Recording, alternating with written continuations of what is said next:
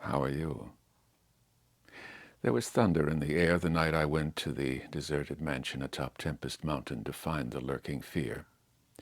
I was not alone, for foolhardiness was not then mixed with that love of the grotesque and the terrible which has made my career a series of quests for strange horrors in literature and in life. With me were two faithful and muscular men for whom I had sent when the time came, men long associated with me in my ghastly explorations because of their peculiar fitness.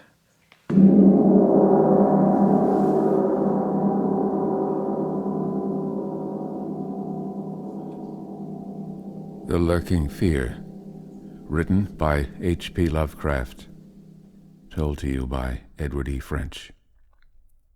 Part 1. The Shadow on the Chimney. We had started quietly from the village because of the reporters who still lingered about after the Eldritch panic of a month before, the nightmare creeping death. Later, I thought they might aid me, but I did not want them then. Would to God I had let them share the search, that I might not have had to bear the secret alone so long. To bear it alone for fear the world would call me mad or go mad itself at the demon implications of the thing. Now that I'm telling it anyway, lest the brooding make me a maniac, I wish I had never concealed it. For I, and I only, know what manner of fear lurked on that spectral and desolate mountain. In a small motor car we covered the miles of primeval forest and hill until the wooded ascent checked it. The country bore an aspect more than usually sinister as we viewed it by night and without the accustomed crowds of investigators, so that we were often tempted to use the acetylene headlight despite the attention it might attract. It was not a wholesome landscape after dark, and I believe I would have noticed its morbidity even had I been ignorant of the terror that stalked there.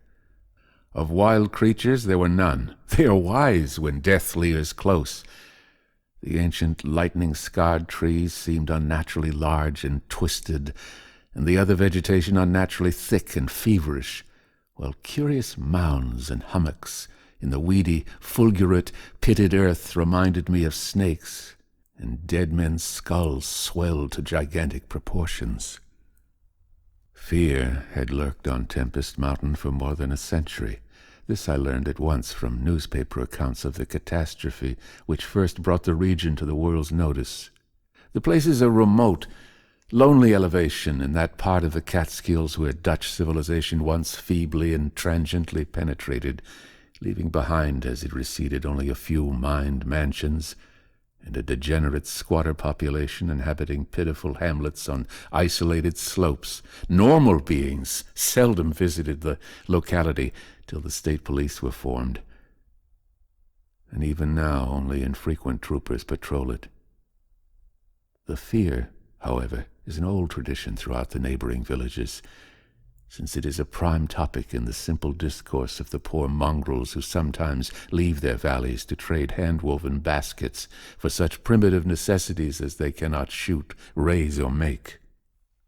The lurking fear dwelt in the shunned and deserted Martens mansion, which crowned the high but gradual eminence whose liability to frequent thunderstorms gave it the name of Tempest Mountain.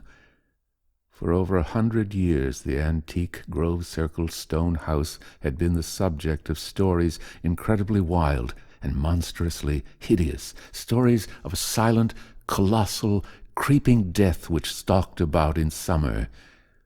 With whimpering insistence, the squatters told tales of a demon which seized lone wayfarers after dark, either carrying them off or leaving them in a frightful state of gnawed dismemberment, while sometimes they whispered of blood trails toward the distant mansion.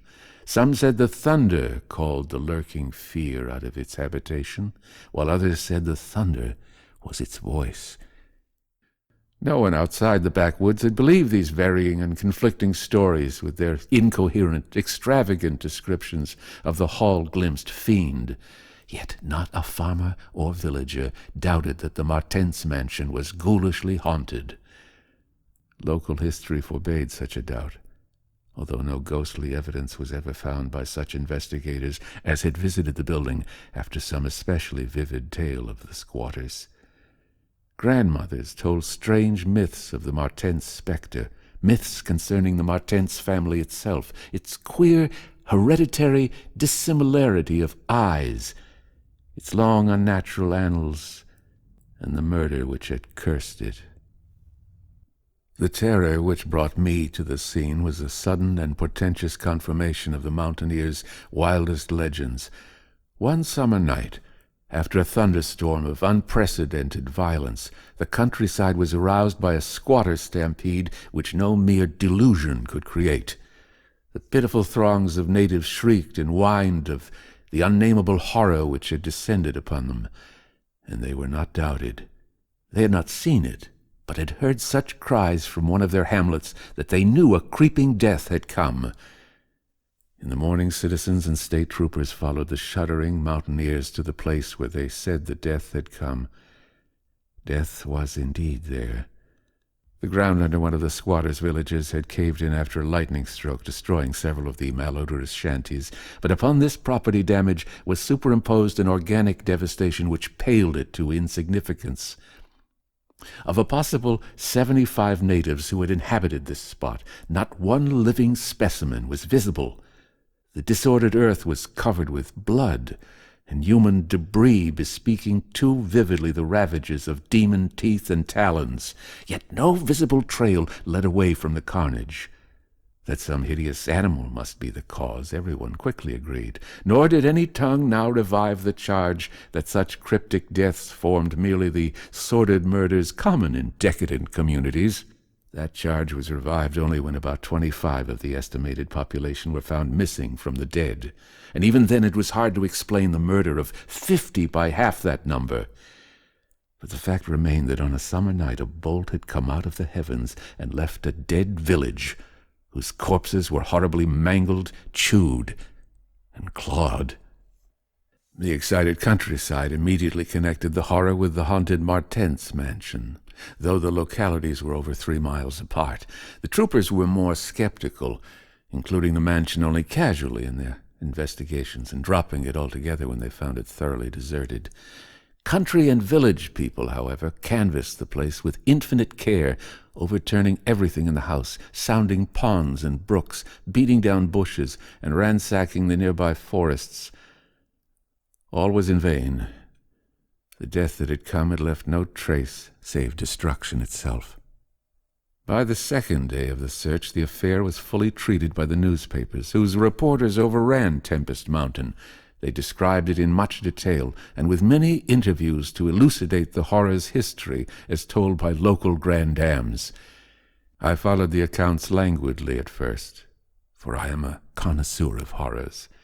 But after a week I detected an atmosphere which stirred me oddly, so that on August 5th, 1921, I registered among the reporters who crowded the hotel at Lefferts Corners, nearest village to Tempest Mountain, and acknowledged headquarters of the searchers.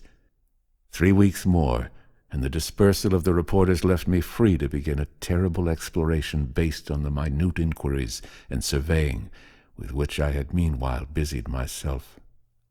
So on this summer night, while distant thunder rumbled, I left a silent motor car and tramped with 2 armed companions up the last mound-covered reaches of Tempest Mountain, casting the beams of an electric torch on the spectral gray walls that began to appear through giant oaks ahead.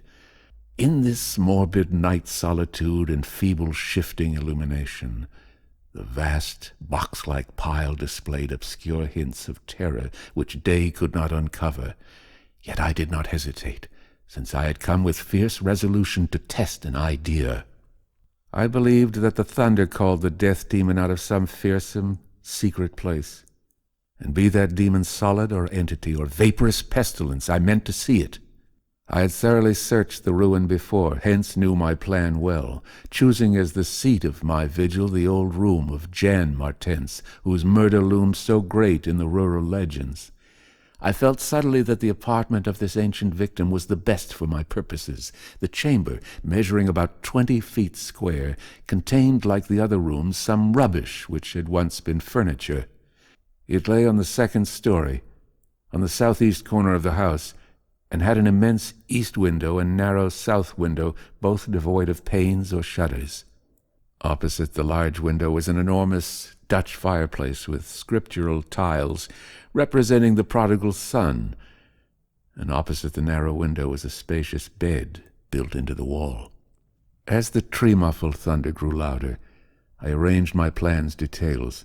First, I fastened side by side to the ledge of the large window 3 rope ladders which I had brought with me. I knew they reached a suitable spot on the grass outside, for I had tested them. Then the 3 of us dragged from another room a wide 4-poster bedstead, crowding it laterally against the window. Having strewn it with fir boughs, all now rested on it with drawn automatics, 2 relaxing while the 3rd watched. From whatever direction the demon might come, our potential escape was provided. If it came from within the house, we had the window ladders.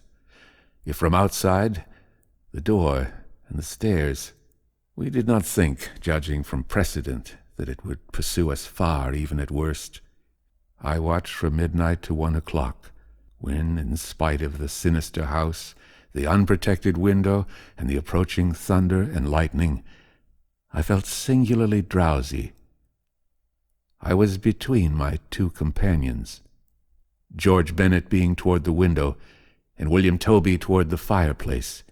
Bennet was asleep, having apparently felt the same anomalous drowsiness which affected me, so I designated Toby for the next watch, although even he was nodding. It is curious how intently I had been watching the fireplace. The increasing thunder must have affected my dreams, for in the brief time I slept, there came to me apocalyptic visions. Once I partly awaked, probably because the sleeper toward the window had restlessly flung an arm across my chest. I was not sufficiently awake to see whether Toby was attending to his duties as sentinel, but felt a distinct anxiety on that score. Never before had the presence of evil so poignantly oppressed me. Later I must have dropped asleep again, for it was out of a phantasmal chaos that my mind leaped when the night grew hideous with shrieks beyond anything in my former experience or imagination. In that shrieking, the inmost soul of human fear and agony clawed hopelessly and insanely at the ebony gates of oblivion. I awoke to red madness and the mockery of diabolism as farther and farther down inconceivable vistas that phobic and crystalline anguish retreated and reverberated. There was no light, but I knew from the empty space at my right that Toby was gone. God alone knew whither. Across my chest still lay the heavy arm of the sleeper at my left.